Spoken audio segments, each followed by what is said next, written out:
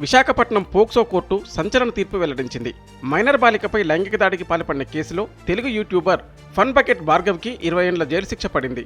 దీనిపై విచారణ జరిపిన విశాఖ జిల్లా పోక్సో కోర్టు భార్గవ్కు ఈ మేరకు తీర్పునిచ్చింది. బాధిత బాలికకు 4 లక్షల రూపాయల పరిహారం ఇవ్వాలని ఆదేశించింది. టిక్టాక్లో కామెడీ వీడియోలు చేస్తూ ఫేమస్ అయ్యాడు భార్గవ్.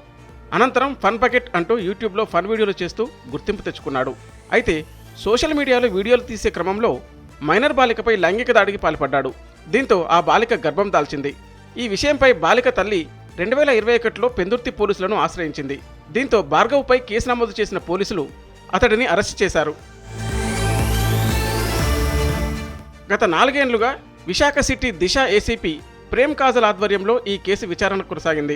బాలికను చెల్లి పేరుతో భార్గవ్ లోబర్చుకుని గర్భవతిని చేసినట్లు తేలింది. దీంతో విశాఖ పోక్సో కోర్టు 20 ఏళ్ల జైలు శిక్ష విధిస్తూ తీర్పు వెలువరించింది.